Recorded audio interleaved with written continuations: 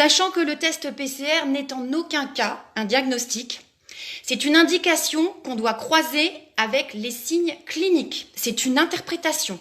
Et ça, vous pourrez regarder sur YouTube, sur Google, vous tapez test PCR et vous verrez médicalement, c'est une interprétation.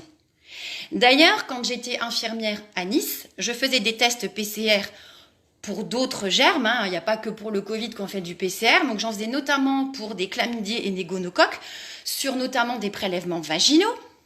Et quand je rendais les résultats, eh ben c'était marqué donc positif ou négatif et c'était toujours bien stipulé résultat à mettre en relation avec les signes cliniques.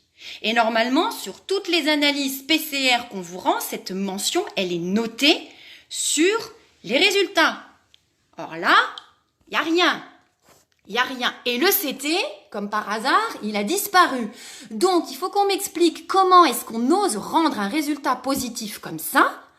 En plus, on le transmet aux médecins sans ces données. Donc, on balance ça aux patients et on leur dit pas qu'en réalité, ils sont mais faiblement positifs. J'en ai d'autres. Voilà. Alors, celui-là, il est bien aussi. Alors, celui-là, il est encore pire, celui-ci. Donc, on est sur un autre dossier. Amplification génique et moléculaire. Date de validation le 16-10-2020. Coronavirus PCR en temps réel. Nature du prélèvement, écouvillonnage nasopharyngé. Détection, toujours notre CT. Donc, on est à 99 et à 34,55. Mais ça fait rien. On le rend positif quand même. Voilà. Et il faut savoir que ces gens-là, tant qu'il y a quelque chose qui est positif, ils sont testés et ils sont comptabilisés plusieurs fois, alors que c'est toujours la même personne. Voilà comment on construit des cas. Voilà, encore une fois, le résultat papier. Donc, on est sur le même dossier, 16-10. Négatif, positif, il n'y a absolument pas le CT qui est indiqué.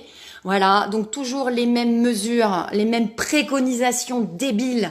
Voilà, c'est